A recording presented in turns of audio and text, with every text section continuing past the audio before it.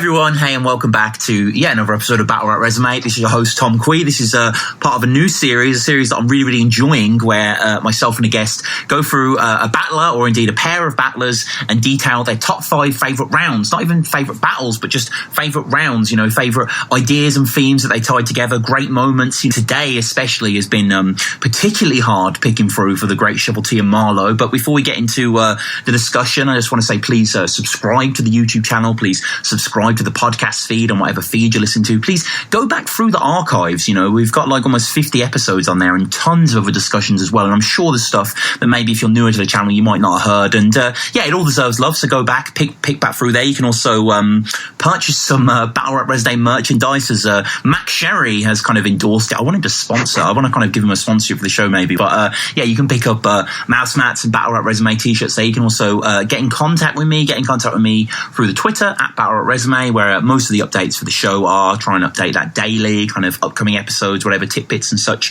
You can also get in contact through battlerapresume@gmail.com, or indeed the Facebook group, which Joe, you just reached out to me and wanted to do this, and that was how, wasn't it? Oh yeah. I just love Shuffle and Marlo, and I love the show.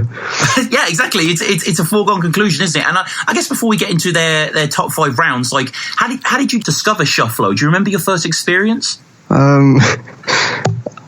Not really, to be honest. Right. I think when I started watching battles, the first ones to come out were from Distinction, the event in 2013, and then so I started discovering all the Mark Grists and the Blizzards, and then the Shuffle and Marlo, the Bad Bars battle came out, and I didn't really understand what was going on because I didn't have enough knowledge of the culture at the time. And then like a few months later, I revisited it, and I was absolutely killing myself laughing.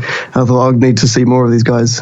Yeah, we're obviously going to spend the next hour or whatever praising them because they are absolute geniuses. But it goes without saying, doesn't it? They're one of the greatest things that ever happened to battle rap, let alone Don't Flop. Oh yeah.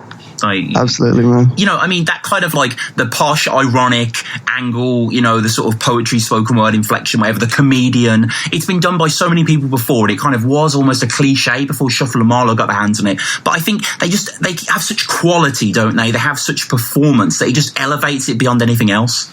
Yeah, the skill and the performance ability that they have, and the confidence as well. Yeah. Like the different props and antics and outlandish themes and stuff that they bring into it. It's completely unmatched in the whole worldwide scene. Yeah, and the chemistry as well, right? Like, together is absolutely remarkable. And today we'll be going through our personal pick of their top 5 favourite rounds. And there's been so many. But I think we'll kick off, Joe. What's your 5th favourite Shuffle-T and Marlo round?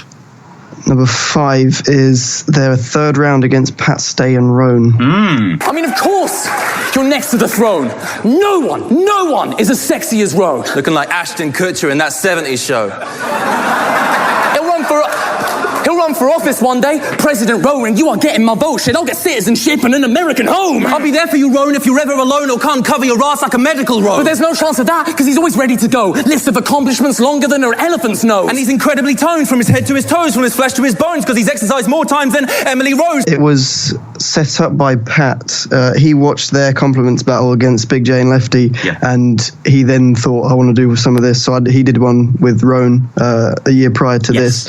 And then afterwards, they thought, well, I like Rone. Let's do a 2-on-2 against them. That'll be really fun and really enjoyable, and it will get probably some decent views, and it has done. But which it obviously begs the question: if Pat Stay teamed up with Rone after battling him, it would be interesting to know who Pat Stay, Rone, Shuffle and Marlo battle in next year's compliments match. yeah, that's true. And this is kind of like quite a famous battle, because obviously it's got 4 heavyweights in it, but it's not necessarily one of the most well-known compliments battles. What is it about the 3rd that you so love? It's something that I absolutely adore in battle rap is using one simple rhyme scheme for ages and ages, and they did the whole pregnant women on the bus give up their seats for you, and that one scheme went on for like half a round, and it was just so they built it up so well, and it's quite simple compliments really.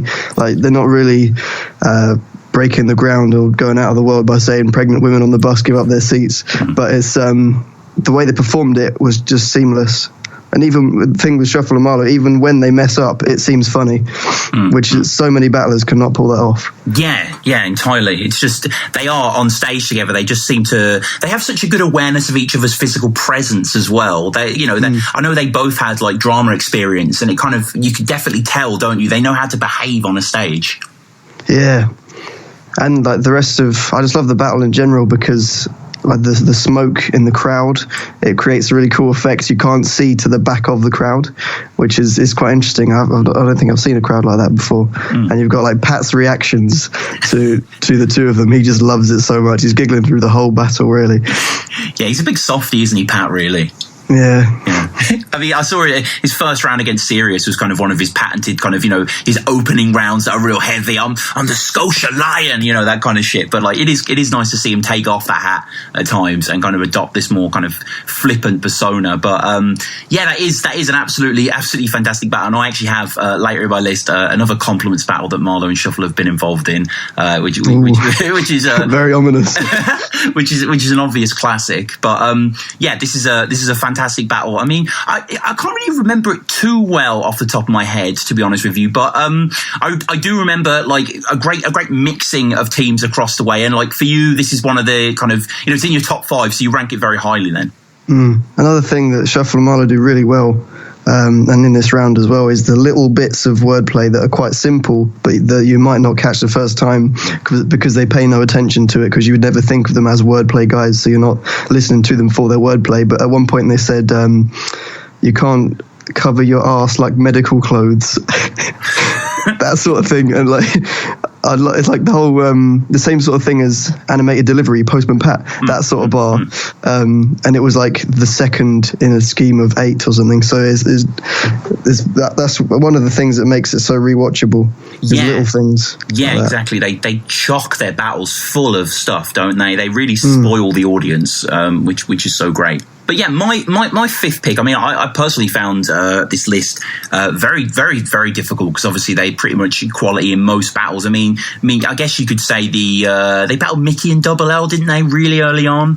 Kind of finding their that feet. Was their first 2-on-2. Yeah, it was, yeah. So, I mean, you can't really, maybe that's not as strong as other ones. I think they're quite good against Verb and Jokestar. That's another kind of similarly kind of nascent battle. But this battle, my fifth pick comes from, when they were in their absolute pomp. I mean, they still are, but this is when they were kind of recognised as the true kings.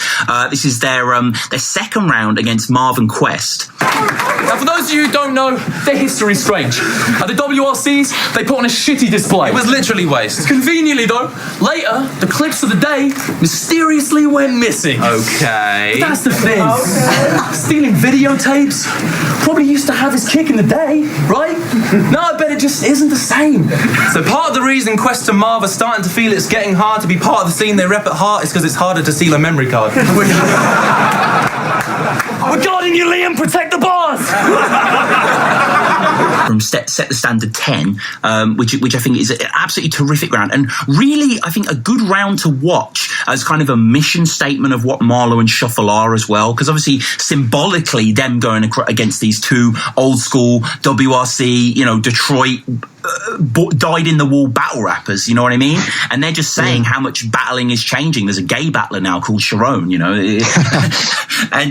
that bar. Yeah, just kind of like, there's been a proposal. Like it's not all about this kind of like it's kind of, I don't know. There's almost like a certain snobbishness with Marvwon Quest, because they won't kind of not do. They're just Detroit gunbar guys. Like they're not going to kind of like cater to Shuffle and Marlo. Whereas Shuffle and Marlo are very tangible and interchangeable. And I think that I love obviously the whole stuff about taking the shoe off for me and the relationship they have and stuff like that. But the thing about Shuffle and Marlo is the angles, the very, very clever angles, like they say, because they do this whole idea of the battle scene changing and all these new things coming in, whatever, proposed, etc. And then you say, but the reason that Marvwon Quest can't get used to the battle scene, they reveal, is because it's harder to steal memory cards now.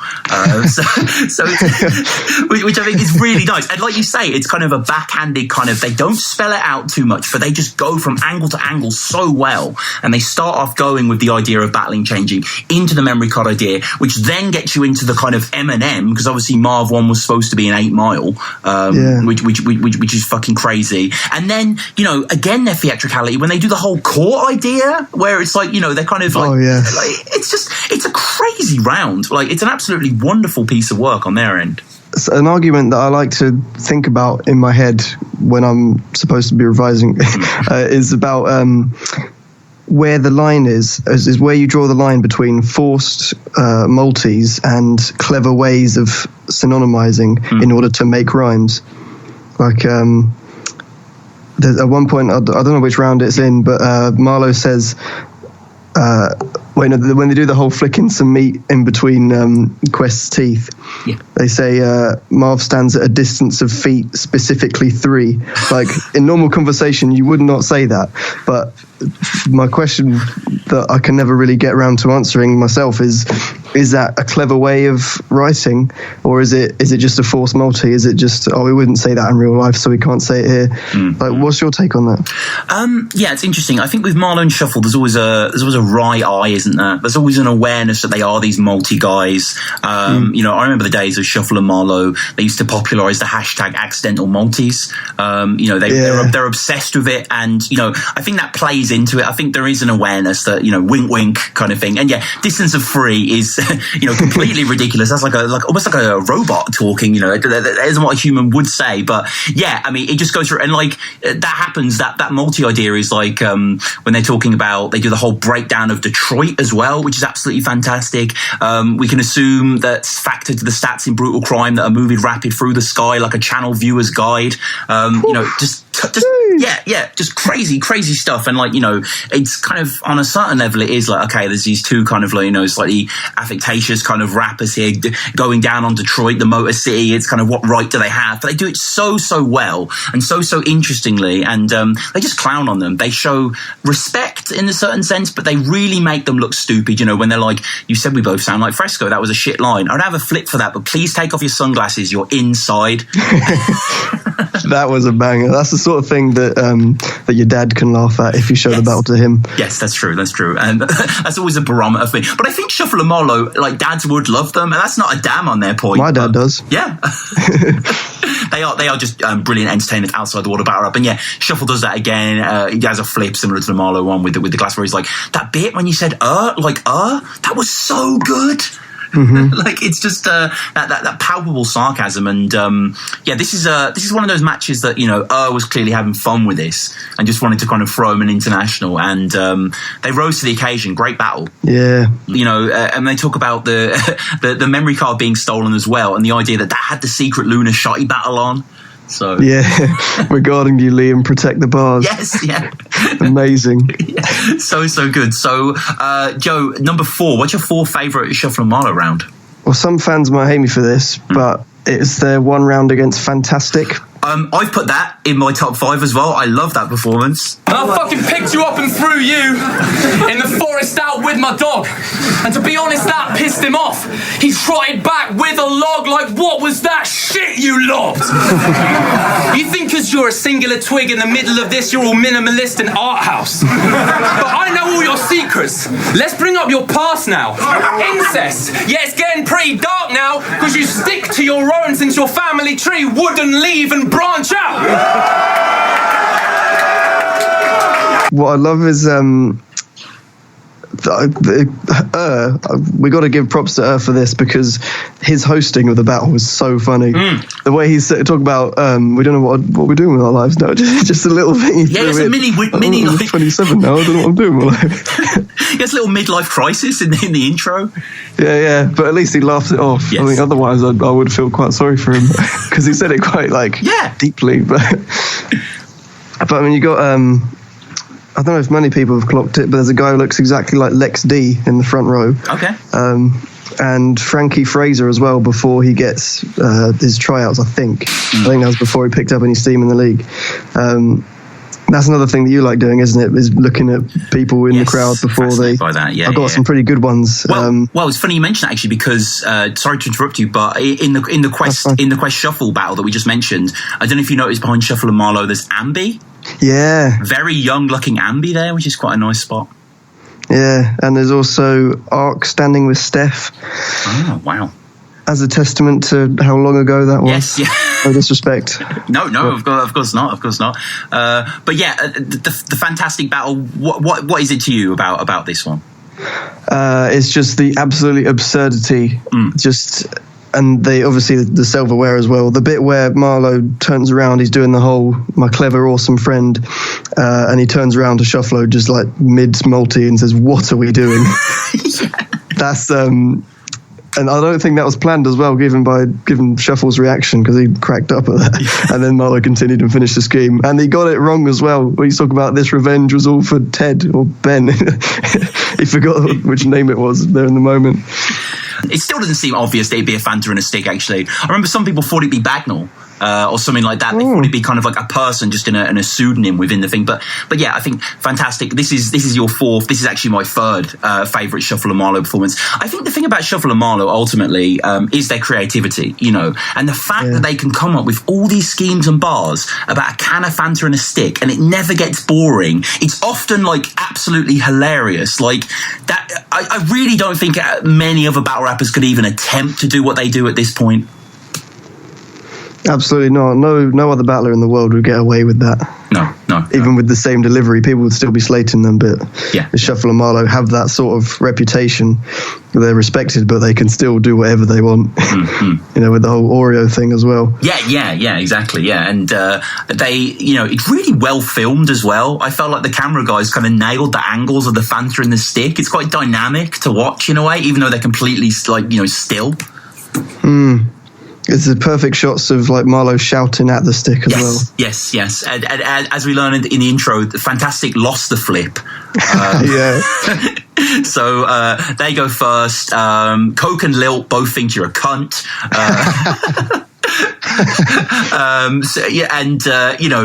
Shuffle going in on the stick, asking it to give Jeff his 3G and Wi-Fi back, which is just... I was chanting along with that the first time I heard it. It's one of those bars. Yeah, it's a beautiful in-joke, isn't it, that bar? Like, it's absolutely fantastic. And, I mean, just some fact, regardless that they're battling inanimate objects, terrific writing. Ironic, you were shook and it gassed me up. Yeah. That's perfect. Like, just Daddy's spending time with me when they bring out the big Fanta bottle.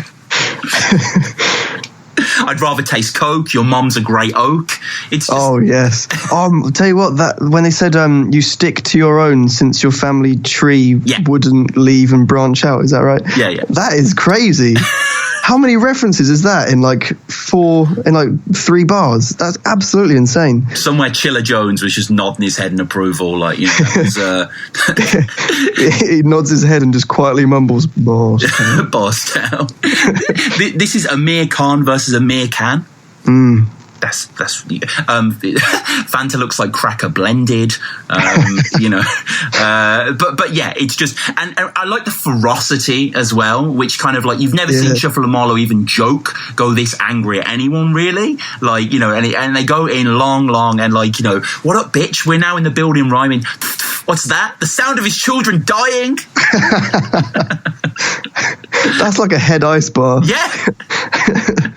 I'm sure Head Ice has so many bars about cans that could probably be used in this battle, but sort of. Well, it's a perfect unity of like American slang and British slang, because stick is a word for a gun over here. That's true. Yeah. That is perfect, and there are deeper meanings to this battle. Maybe we're just scratching the surface, Tom. Maybe we're not watching it for what it really is. Was that actually? That is a good point. Was that the reason they were picked? Because they're synonyms for guns. No, I doubt it. You don't think so? Maybe. No. They are quite popular. There are other synonyms for guns. Like, I can never get my head around why a gun's called a biscuit in America. I don't get that. Why is it? Yeah, that makes no sense to me. Like, there must be some sort of reason for it. Like, I understand, like, you can literally make anything a gun, and that's kind of the point. But a biscuit? I don't know. Mate, at battlerapresume, get in contact with me. But yeah, and then I love at the end as well when they're basically saying, like, Ladder and Morrison bag are next. That didn't get enough reaction, I thought. No, I didn't either. Always crack up at that. I mean, would it be jumping the shark, Joe, for them to come back and battle Ladder and Morrison bag at like the next April Fools? Maybe as a comeback battle if they quote unquote retired, and then April Fool's 8, April Fool's 8, they came back and battled Ladder and Morrison bag in the biggest grudge match since the Lux and Mook rematch. And I absolutely love as well, at the end when inevitably Fantastick have to have their own round, and then the crowd just go absolutely bananas. Oh yeah. It's so cool to watch that. Yeah. Made me proud to be British seeing that. Yes, yeah. The crowd embrace it so well, don't they? And Marlo going in. They said no personals.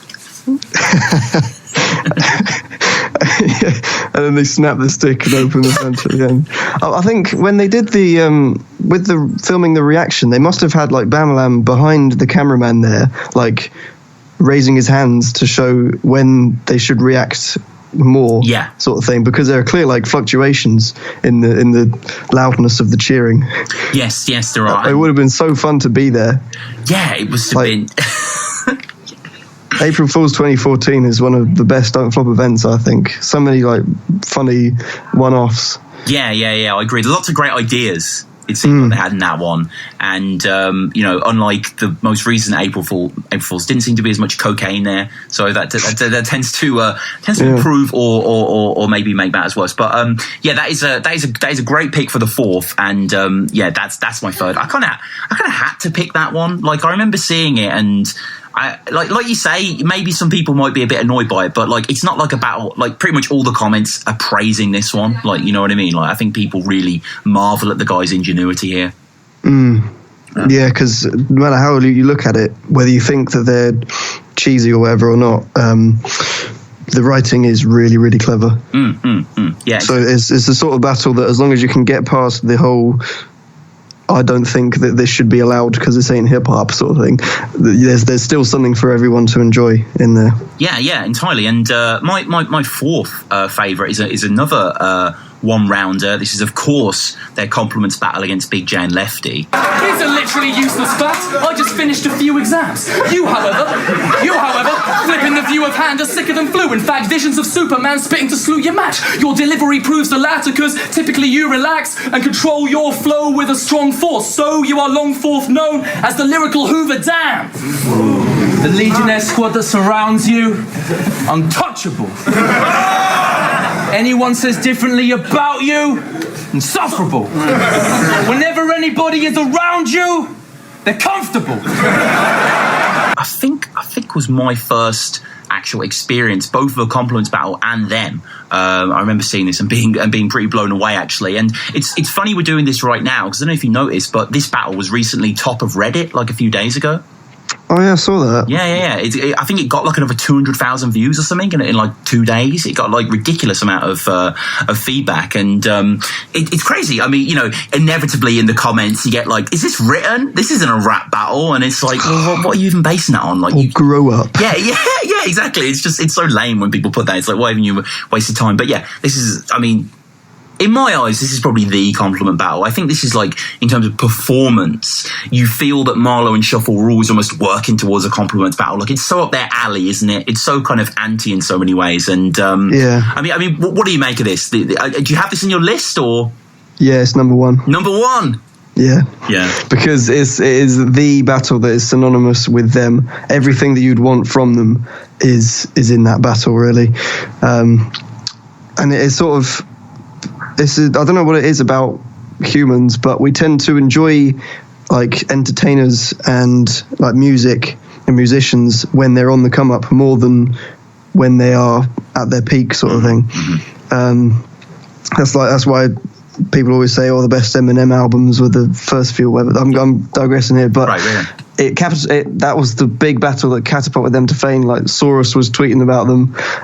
Sharon, when he was battling Unanimous, in the interview afterwards, when Steph was like, "What's next for you?" This was like, bearing in mind, it's like 1 month after. He's saying, "Well, some people want us to battle the Bad Bars guys. I might do a 2-on-2, a Tricky P against them." Yeah, man, it's like it's pretty much synonymous with their name. And yeah, it is. This is Bad Bars, right? Yeah, I mean, absolutely. Obviously, same day, but just on Sharon, I was just thinking today, Shuffle-T versus Sharon. That would be a good battle, I think. Yeah, I mean, he certainly sent a few shots at him over the years. Yeah, I that could like I don't know, headline checkpoint or something. I think that would be huge. Like maybe, I'm sure they've kind of, penned it down or whatever, but I mean, maybe it could have gone down at 7th birthday, but I think Shuffle's away or something. 8th birthday, sorry. I don't think Shuffle's in the country or something. Yeah, someone said he's battling in Denmark. Oh, right, okay. Yeah, it was very ominous. I've never heard of a battle league in Denmark. No, me neither, but yeah, well, why not? Spread the word. But yeah, this compliment battle is, obviously killer. Big J and Lefty are very good, but it's kind of great that they go first because you need the counterbalance really, and I think it's just 10 minutes of just absolute genius really, and the way they kind of play with kind of established tropes as well. They're kind of taking the looking a little stressed Callum, but doing it about Lefty's body and how great he looks. Yeah. It's really, really nice. Doing 27 reps on every set. What comes next, Lefty? Working. You're looking your very best, Lefty. And then I don't know if you noticed, but Shuffle, kind of similar to MA or whatever, pours out a little bit of water from his plastic cup just after the punch hits, which is a really nice little hardback.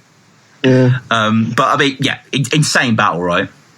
Yeah, I think another thing that changed after that battle came out, it was sort of like a revolution to do with homophobia in battle rap, because no one had ever seen was it like the third biggest, longest reaction in Don't Flop history, or maybe at the time it was. After that, and it was for Shuffle saying, "I want your sperm on my face," which is obviously something that the battle scene had never experienced before. And so since then, a lot of things have changed to do with like homophobia. Like Two Can Play at That Game, that bar became really bad. Yeah. And like Bear Solutions recently, he said he's using homophobia as an angle. He's attacking people for being homophobic. Like I truly believe that if Shuffle and Marlo had never come out with this absolutely bombastic performance with the whole gay thing as a theme, I don't think that Bear Solutions would have used that, to be honest. No, you're right. And just yesterday, actually, I had Frack. Are you aware of Frack? Yeah. I had Frack on, and we were talking about how kind of the West Coast are so obsessed with pause, and they're so uncomfortable, aren't they, in their sexuality? Yeah, exactly. Yeah. Like American battlers, like, if any, heavens forbid it slightly sounds gay, as if being gay is bad in any way. Like, it's all a bit sort of cringy. And I agree. I think the kind of watershed moment was the idea of Big J jizzing on Shuffle-T's face. Like that is like that is the iconic image. Thinking about it. Well, yeah, that's the thing though. Don't pause, embrace it. Like, it's there. Like, and then you have that wonderful meta nature where Marlo apologizes for making them feel uncomfortable because of Shuffle's rhymes. Because of course it is a compliment battle, and if you take the compliment badly, you have to remedy that as well, which is just like really like delicious kind of interplay with the idea of it all. And I hope you can hear me, dude. Your ears are cute. Yeah, and then Marlo's reaction to that was like, and Shuffle's like, no, it's fine, don't worry. And then we have sort of, spectacle of Inspectacle. About that, sorry to interrupt, but I don't know if you've ever read the book An Inspector Calls. J.B. Priestley, yeah. Yeah. Why did he not bring in, if he's doing the whole Inspector Call, why did he not mention Inspector Ghoul from An Inspector Calls? If I was writing that scheme, I definitely would have done, but if you've not heard of it, fine. Yeah, I don't know if, the sort of that Brixton Jam crowd would have rocked with early 20th century playwrights, but, actually, yeah, fair enough. I feel you. I just think that would have been, slightly crickets there, but yeah. And then we also have, had John Whitmore on recently. We're talking about compliment battles, and we both raved about this one endlessly because it is so good. And I just want to say, I just love if you and I accidentally cross swords in a hot orge. That's just one. It's not even like a crazy good line, but hot orge, for some reason, that phrasing just stuck with me. I love it. Yeah. I would not want more. What? Pause. Double negative. Gemini actually put up a Facebook status just now saying, I dog broads with my cock pork. He just whenever he thinks about that, he just starts laughing. That was weird actually. Yeah, I saw that as well as soon as we were watching this. There's all this serendipity going on, also the Reddit thing as well. But yeah, I mean, and also Joe, one of the things that I love is that, as was just said, like Bad Bars and this were probably performed within like 2 hours of each other or something, which is just stunning. Yeah, that is phenomenal. Yeah, and it makes you think what gave them the drive to do that, to do two huge battles in one day. But it was pretty much because they needed a comeback. They were sort of okay in their first few battles. I think if they had continued with the sort of, like, because obviously that battle that day was coming off the Mickey Worthless and Double L 2-on-2, which was obviously really bad on their part. So they needed a comeback, and so they thought, we're going to have to smash it, and they absolutely did. Yeah, it was just what everyone knows how good this battle is. There's 600,000 views now, I think, with that little Reddit boost, and it deserves every single one. It's so good. But Joe, we'll move on. What your third favourite Marlo and Shuffle round? Number 3, their round 1 against Marvwon Quest. Talk to me. Talk to him. Yeah, all right. Basically, the Marlo started off in the most simple way that you can, with one word. He just says hello, and then the whole crowd are just laughing, and then it gets them all, and then like they instantly die down again, and then they're ready to hear what he's got to say next. It's a very engaging way of starting a round. But then also they do the drinking game to start off with. Yes. Which is quite interesting as well. They say this is the first don't flop drinking game to start off a round. Every time I've spit a fat bar for this clown, Marv look around, that sort of stuff. That makes you think, well, has there been a don't flop drinking game since? Maybe there has been, but actually, yeah. Didn't Kid Twist say something about a drinking game against O'Shea? I think he did, yeah. And also, another drinking game would be just watch a unanimous battle. Anytime he mentions a dragon, you take a drink. And I think you'd be drunk within 20 seconds. So, yeah, that would be...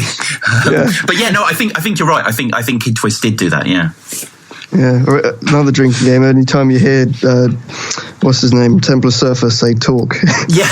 Oh my God! Yeah, you would be paralytic within a few syllables. But crazy good battle from them. And like, were you a big Marv Quest guy prior, or? I didn't know who they were prior. No. Me. I sort of was aware tangentially, but yeah, I wasn't kind of like. But I think knew what he was doing here. This was a very, as we said prior, this was a great meeting of generations, wasn't it? Absolutely. Mm-hmm. Also, it was quite like their battle with Dialect and Zen.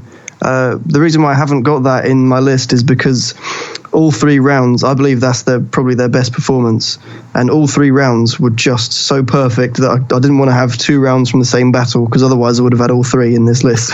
But it's a very interesting way it's like a microcosm of the battle scene and the way that things are changing, because it's like posh white guys against street guys, and good performances from both, and rewatchability. It's exactly what anyone would want from a battle. Any fan from anywhere in the world could watch their battle against Dialect and Zen and get a lot of entertainment value from it, with the whole grind thing. Mm-hmm.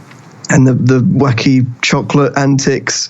Yeah. That Dialect Zen battle, actually, I'm going to skip ahead because my third favourite was Fantastick, as we've already gone over, incredible. And my second is their second against Dialect and Zen. And let me guess, Marcus, you brought your goons with you.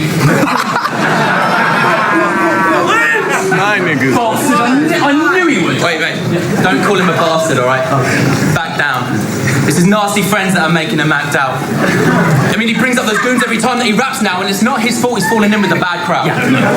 Marcus, truthfully, we gotta say, we think you're a pretty nifty dude. Gifted in the booth. But you have got to stop chilling with these goons. I always said as well, I think Shuffle and Marlo bring the best out of their opponents, and prior to this, obviously I like Dialect and Zen, but you watch this and Dialect and Zen are a killer in this. Like, they're probably some of the best they've ever been. Like, they really kind of seem to relish the opportunity. I didn't think so. No? I think they slowed it all down and just did sort of simple wordplay. I didn't think that it was either of their best stuff. I think I preferred Zen when he had the really, really rapid fire delivery. Yeah, there is that round, isn't there, where Dialect doesn't spit much, and then Zen points out at the end, which was probably a bad move. Probably wouldn't notice much anymore. But yeah, we're here for Shuffle and Marlo, and so Shuffle and Marlo go up against a grime round in the second round, which is quite a famous, grime round that gets a huge reaction. But then Shuffle just kind of like somehow just instantly detonates the whole thing by doing the whole white people flip. It's just like bold and brilliant. Like, that's the only way he could have got out of that, really, I felt. And he did it.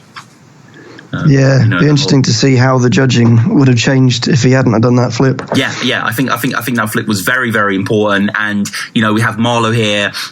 It's great also because this battle, a defense. So they've kind of been a year as champs. They had battled Fantastick prior to this as well, and probably done several other things as well. So they kind of were so seasoned by this point, so polished, and the chocolate stuff, as you mentioned, is absolutely fantastic. Referencing the Deal or No Deal thing. I just love how Marlo quotes the Marcus is known for having too much of a sweet tooth and loves scoffing chocolate. And Shuffle's like, scoffy, waffy, chocolate. It's just the way he says that. And there's a slept-on bar, which I think reveals Shuffle's background slightly, because it doesn't really get much traction. He says, "Why are you acting so gully and such? Only shells you pop are the Gullian ones?" Yeah. Gullian's quite a fancy chocolate, Shuff. I don't think most people are going to be aware of that, but it's a good bar nonetheless. I think if you get the bar, then you're as posh as he is. Guilty. Yeah. Your street, all quality. Oh, that was brilliant. And I think Dialect laughed at that. Yeah. You see him break. Yeah, which is great. Yeah, you do see him smile. Had dairy milk bars on this topic. Crazy fucking shit. And that's just Shuffle and Marlo, isn't it? You would have thought they would have just been doing a bit of research, came across the fact that he likes chocolate, and for 30 seconds they just kill it. You know what I mean? They really can get the most out of angles, I feel, as well. They really make you laugh, learn, it's so good. Yeah, and what else was there in that round? I think it's possibly the funniest, in my opinion, the funniest stuff they've ever done, the goon stuff. Oh my God, yes. It's the way Marlo delivers, "You brought your goons with you." It's the way he widens his eyes, he cocks his head to the side, he's in disbelief. It's playing on millions of battles we've seen where, gangs have their people in the background and stuff, and it's them attacking that angle so well. And goons as well, just the way he says goons, and obviously, we think you're a pretty nifty dude, gifted in the booth.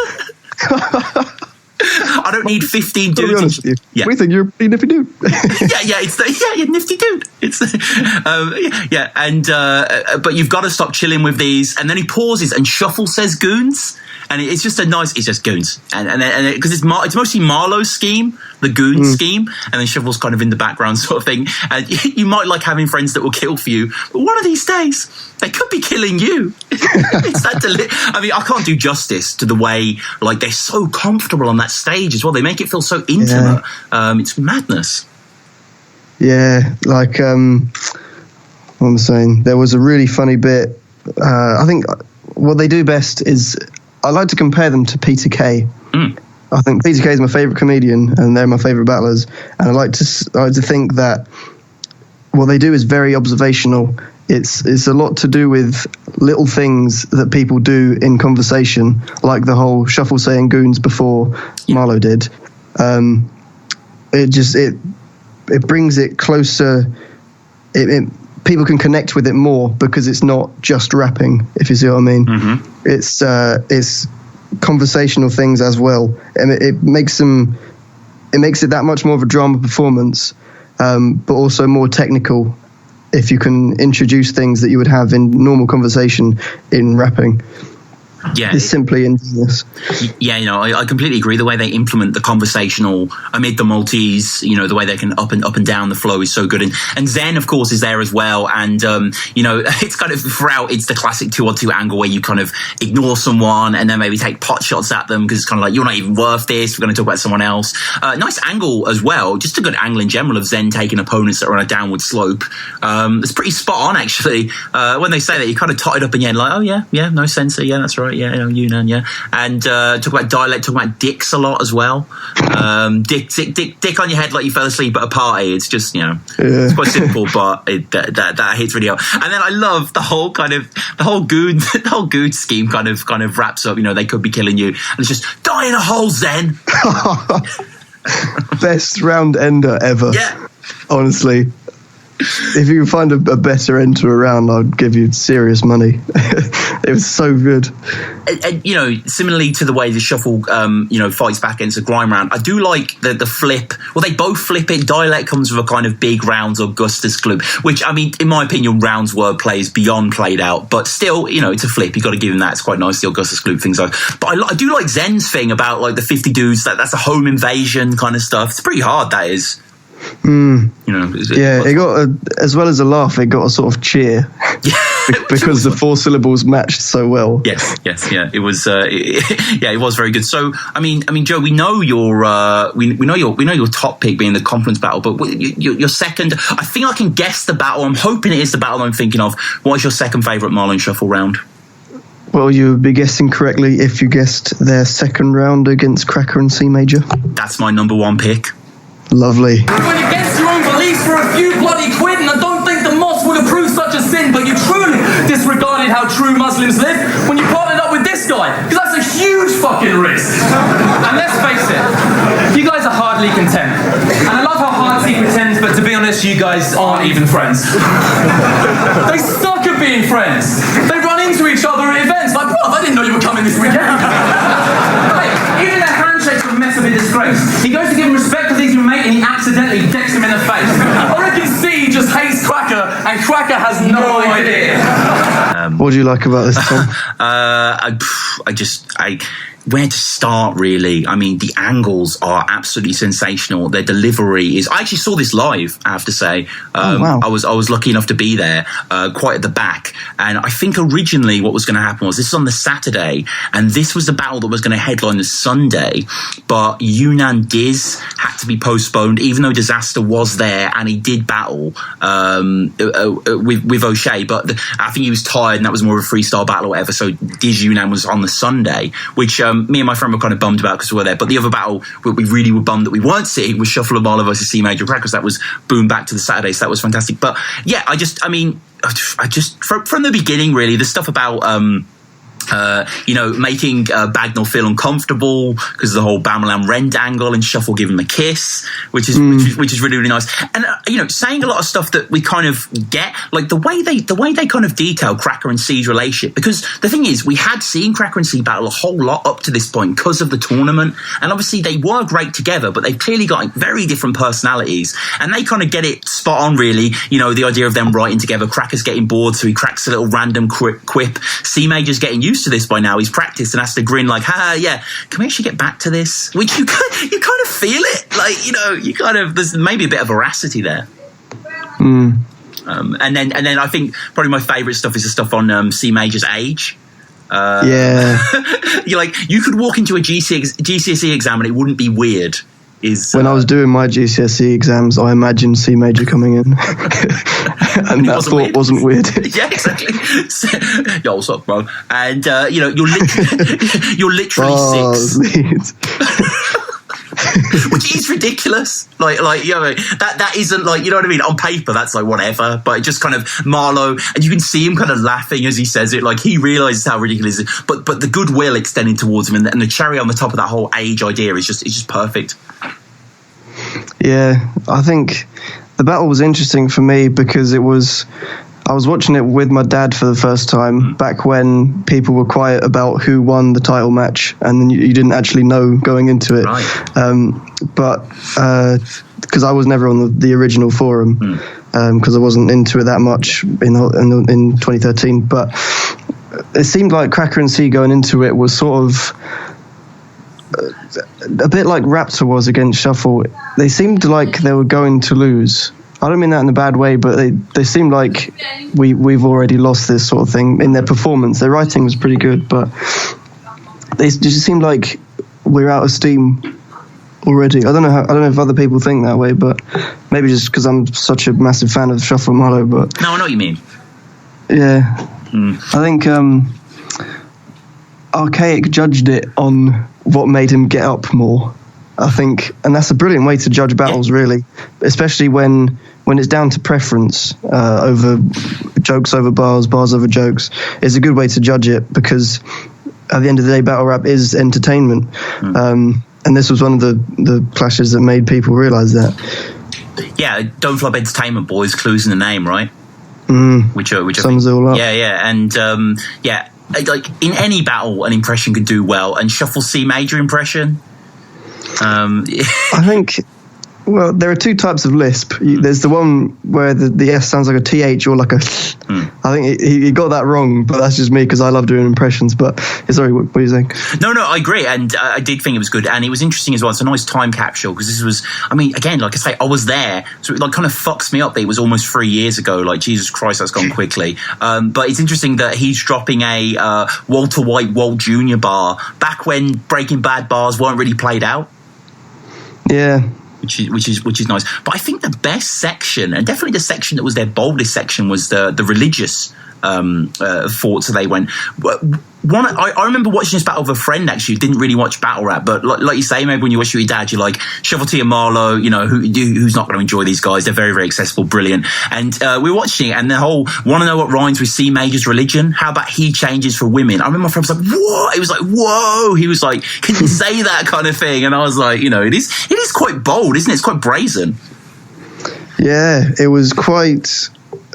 That was one of the things that made me realise, but maybe assume, well, these guys can't be that good friends if they're saying things like that. But then I start watching an Arsenal battle and realise, well, yes, there you go. No, yeah, and then just Cee's girl stays in power, doesn't wear the pants. She makes you make the trousers. And then the whole, she taught you to revere Mecca. Religion's all right, but beer's better. That's just, I mean, yeah, that's classic. That, yeah. I feel you, Shuff. I feel you, and I think somewhere in some parallel, I seem to be obsessed on this show. We're talking about people doing the equivalent of mom joke time for Pedro, but yeah, I think that could that would be quite a blasphemous shirt, wouldn't it? That'd be quite a dangerous shirt to wear in certain areas of the world. But fuck it, wear it anyway. And it's battle rap, isn't it? Yeah, it's battle rap, bitch. Get over it. And the idea, and also the idea of him, and I like to think that their idea of the gambling maybe gave Cee Major a bit of a moral quandary, because, you know what I mean? It's kind of a bit deep, isn't it? Well, is it a good angle or is it a bit stretched? I don't know. I mean, I guess gambling, it depends how you define it. But I think they pull it together nice because they say, like, you know, you truly discarded how true Muslims live when you partnered up with this guy, because that's a huge fucking risk, which is a nice top. But this is why it's my number one pick, really. Just the way they just effortlessly flow from these things and attack them in original ways. You know, Cee Major and Cracker have been around forever at this point. Like, you know, they want newcomers. In anyone's eyes, they probably had like maybe 15 battles each or something, at least 10. You know, they've been doing it around and to get under their skin so well. And I love in the first as well. Obviously, we're not really talking about that, but when Marlo he's going in on Cracker and sort of him being online on the forums and he really getting to him on the bus. That's another section that I really love. Yeah, on the bus to Plymouth. Yeah. Yeah. I love how they think they're getting to me, guys. Like, you know, it's, the tone of voice was perfect at that point. Yes. Oh, and the Shawshank and him like ordering food and like sweet and sour. Like, was it sweet and sour? Was it sweet and sour? Oh no, that was see, for Cracker, the speaking matter can be a hazard. Is that thing in it? Yes, yeah. Oh wait, okay. Pizza Tavern. That's okay. She's a slapper. Yeah, that was it. Yeah. Oh, wait, Caesar salad. That's Caesar it. salad. That's what he said. Caesar salad. And of course, one of the things that everyone remembers as well, Soul actually quotes this in his judging, the whole how they're best friends, the whole Penn and Teller sketch and censor stuff. That was one of my favourite schemes ever. When they're doing the Penn and Teller sketch and censor egg and pepper thing. That was actually that prompted me to search for Sketch, because he's quite an unknown guy, and you probably only know him if you know about Censor. Yeah. That's a very good point. Yeah, because they teamed up at I think it was a Norfolk event where. That was also where Mark Grist and Mcody faced Pamphlet and Pedro, where Pedro disses their friend in a wheelchair. Really, really awkward moment. Interesting venue as well. Most Prob Toucan went down there as well as a few other things. That's right. Yeah, and Pamphlet versus Bowski. Yes, that's correct. Yeah, but I agree. I think similar to Soul against Cee Major when he's talking about the kind of Dante's Inferno of tears in battle rap, and he's quoting really obscure people from back in the day like Gibbo. Like, it's great that they reference Sketch, because I mean, as a multi, obviously you kind of have to put it in there, but it is kind of a delightful nod, isn't it, to kind of earlier days and kind of an awareness of previous 2-on-2 teams. And Sketch, by the way, is someone who's notoriously bad. I think he's remembered as like kind of someone who kind of came in, because does he battle Joker Star and Verb? Is that right? Yeah, they freestyled the whole thing. Yeah. And Sensor kills it in that one. Sensor can freestyle, man. Oh, yeah. Really. He used to freestyle with her in Archaic, didn't he? Yeah. And I love how, on the count of 3, say each other's date of birth. That's a good one. It got a big reaction. Like, I can imagine, like, Shuffle doing a viral video, you know, where he seems to go around with his microphone in London and just going up to best friends and asking that, because that's a good thing to ask people, isn't it, friends? If you really are friends, you probably would know that, and you have to be a certain level of friend to, like, I have many friends, I don't know a fuck when they're born, like, Facebook's for that, you know what I mean? So it's just like, it's battle rap. Yeah, it's battle rap, bitch. I'm just gonna keep saying that, but yeah, no, incredible round, and you know, I mean, it's great that this is the performance that made them champions, because it is a very worthy showing. Yeah, it's such a good watch from both sides. And you know, that's Shuffle-T and Marlo really, but that it doesn't really stop there, does it? Because they've done so many other battles, and you know, are there any others that you maybe didn't include that you really like performance wise? I've got a list of all of them here. They've done 11 2-on-2s, including concepts and stuff. Yeah. I suppose was it first or second against Joker Star and Verb T when they're doing the choking angle? Choker Star and Verb Choker, choking hard but no choke, that whole thing, and then it descends into choker. That was phenomenal, and it was one of the most silly things that I've seen in battle rap. Of course, the famous Wizard and Scissors third round. Holy shit! Yeah. When they're doing the synchronicity. that is remarkable. What's your opinion on that battle? Who won? Well, I couldn't say anyone apart from Shuffle and Marlo. Like, I'm too much of a fanboy, to be honest. Right. It's to the point where I dislike the opponents for that battle alone. I would dismiss every bar. Like, yeah, sorry about that. But. And, I mean, they beat Crafty and Harry Baker, right? I certainly thought so. Yeah, I thought so as well. Crafty seems to think they won that. But yeah, he's crafty, isn't he? That is true. Shout out Crafty, a good friend of the show. But yeah, I mean, that you compare the chemistry of one against the two against the two, and it's incomparable, isn't it? Really, it's just it's kind of similar to the Cee Major thing. The Dirtbag Dan Caustic one's an interesting one as well, isn't it? Yeah, that with in the first round, the Dan and Dan. Yeah, and it was meant to be a joke. Yeah, I had no idea it was meant to be a joke until they said. Me neither. That was pretty clever. Yeah, that was very clever, and I mean, awesome. I just love the idea that they were at this event where Diz and Math like had a huge fight, and like Shuffle just being in the background, just helplessly watching, like, you know, trying to sort it out. And yeah, I think this was Dirtbag Dan's kind of return in a certain sense at that time. And like, doesn't Caustic like try and punch Shuffle in the dick or something? He has some like weird like asshole move or something. Marlo put up a Facebook status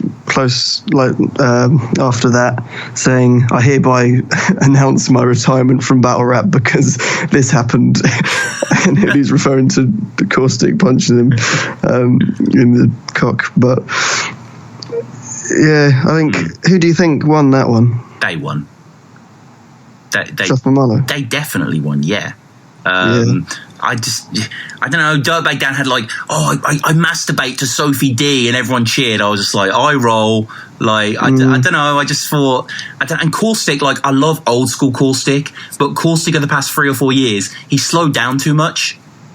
He kind of has that drawl, and I don't know, and like, he seems to pride himself on his late prep, and I get that's just, you know, what you do and stuff, but you're clearly late prepped. Like, it shows, and it's just, I think, you know, I'm a fan of prep, I'm a fan of Marlo and Shuffle, and I just, I maybe I'm biased, you know, I am biased, what the hell, I am biased. We're doing a show about Shuffle-T and Marlo, like, of course we are, but I need to rewatch that one, actually. I haven't watched that for quite a long time, but shout out to King of the Dart. I think Avocado was influential behind getting them over. So cool that they went over and battled there. Yeah, Like, you know, nobody saw it coming at all, and it provided a pretty decent clash. It did, and I guess the other one that we haven't really mentioned as well is when they kind of went over to King of the Dot again, and then it was sort of Kid Twist and Shuffle, but then Marlo got involved as well. That was pretty cool. Ah, yes, that was good. I think they were quite slept on, and it was Kid Twist's big return, so he was getting loads more reaction than they were. Yeah. But Shuffle's first round in that was really clever with the wispy Jesus hair giving evil stares. Mm-hmm. Didn't see you there.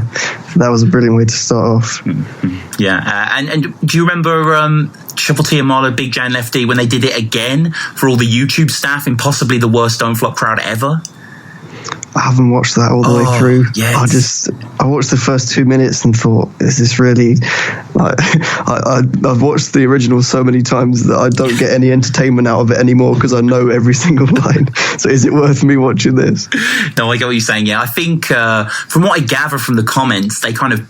This is when Don't Flop were just getting into the YouTube studio, so they kind of put this on to sort of show YouTube what they were about. But it's just kind of like 30 sort of internet company hipster employees kind of bemusedly looking at it and, you know, not really enjoying themselves. And the problem as well is Big J and Lefty do exactly the same round, whereas Shuffle-T and Marlo, you know, do kind of change it up a little bit here and there and have some good stuff. But yeah, it's hashtag forgotten files for a reason, I think.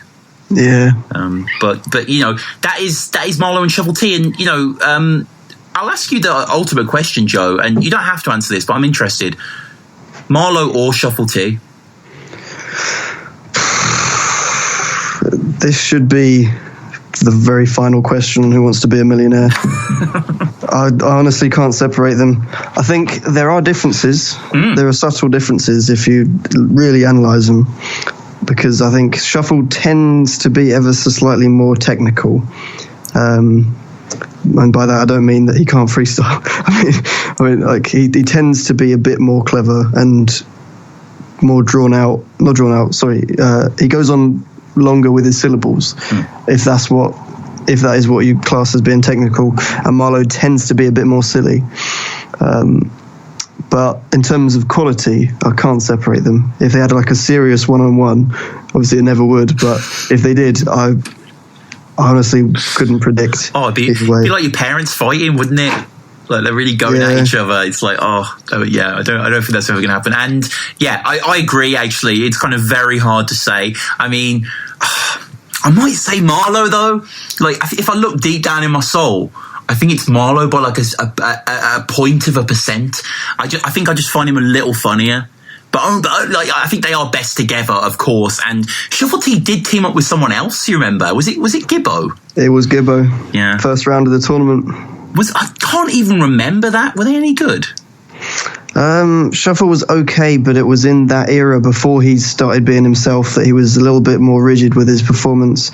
But he had some funny things in his rounds, and Gibbo didn't really compliment him that much. Right, yeah. I mean, Gibbo, yeah. Shout out Gibbo. What sort of criticism is that? Yeah, Gibbo, yeah. Gibbo. That'll fit it. You know, future matchups, who would you like to see Shuffle-T and Marlo against? Either teams that exist or teams you just put together?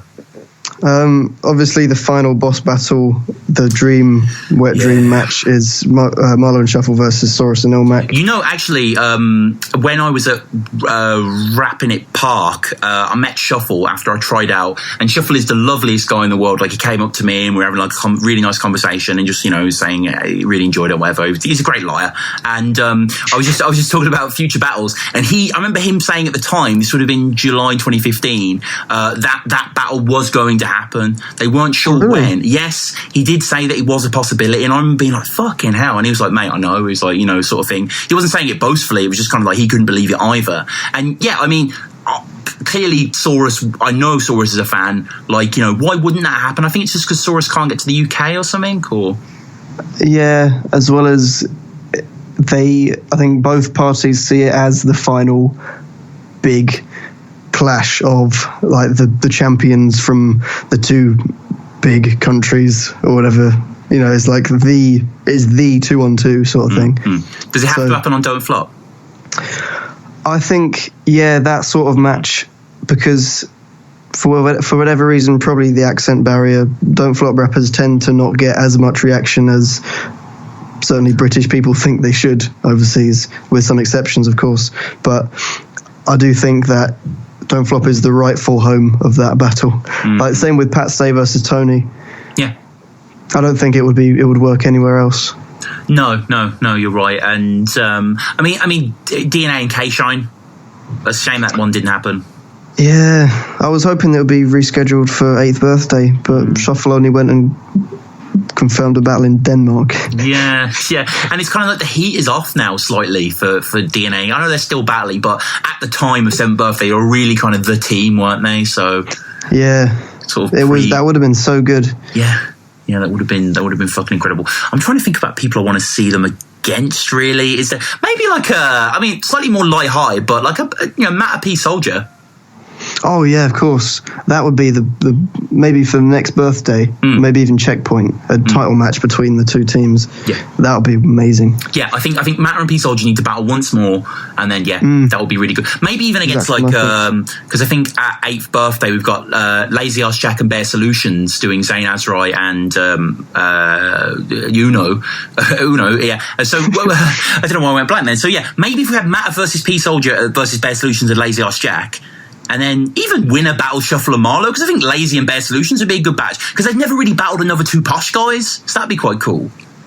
But have they earned the shot though? I think with 2-on-2s, you just have to kind of fast track people because there aren't that many teams. Yeah, I guess. Because, I mean, who else is there in Don't Flop, really? Ricky C and Crisis Music. Yeah, exactly. Kraft and Harry. Kraft and Harry, I've already battled Marlo and Shuffle-T, but they're another kind of team that are going around. But, yeah, there aren't too many, are there? But, maybe Matter and P Soldier. I think that could be a fun one. Yeah, maybe some teams from the past that would be unlikely to clash would make for a good battle in theory, like Villain and Carlos. If they got together and battled Marlo and Shuffle, that would be really good. That's true. That would be dope. That would be really, really good. Tenchu and Lego? A lot of people were suggesting that as like old champions versus new champions. The multi-pocalypse. Yeah, with like Saurus being every judge or something, like Psychosis hosting it. Yeah. Yeah, that would be fantastic. But that about wraps it up, me. I mean, I guess I just want to finish off by saying, Shuffle-T, Marlo, thank you. You know what I mean? As lame as that sounds, like you've given us hundreds of hours of entertainment, and I'm sure you'll give us hundreds more. You guys are the best. We love you. We love you. We do. Me and Joe love you. And Joe, thanks so much for being on, man. This has been great. No problem. Really enjoyed myself. Have you got any sort of social media or any projects you want to promo on here, or? Well, I did make that one cheeky little video. I've got another one coming as well. Yes. The first one was called Don't Flop versus King of the Dot Explained, which is a bit of a clickbait, pretentious title, to be honest. It was, I didn't go into detail. Yeah, but it was good though. It was funny. It was very irreverent and interesting. And what's your channel? How can people find you? My YouTube channel is The Joe Had, no spaces with 2 Ds. I'm probably going to change that soon though. It's quite rubbish. My Instagram is fridge_man_J, which I'm considering, because obviously my Facebook profile picture is a fridge. There's a whole backstory behind that as well. Okay. For maybe from Battle Rap. Yeah. If I become a battler, that'll be what we can talk about in my episode of Battle Rap Radio. And we'll refer back to this episode. Like, do you remember all those years ago? Finally! What's the other video? You've done the King of the Dot, Don't Flop sort of history of the beef. What else you got? I'm working on a second one, which is going to be I'm probably going to call it Kings of the Dot, the Continuum of Champions, which is quite a cool inner world sort of title. Yeah. I'm basically just going to go through the whole story of the champions of King of the Dot and who won off who, and interesting things about the battles as they happened. Terrific, man. Terrific. I can't wait to watch that. Joe, thanks so much. And everyone, thanks so much for listening. Keep watching Shuffle-T and Marlo. If there's any battles that we've spoken about that maybe you haven't seen, or maybe you're listening back, you're like, oh yeah, I remember that. Just go back and watch them. I guarantee you have a good time. These guys are, they're absolutely golden. But Joe, cheers, man. Thank you very much.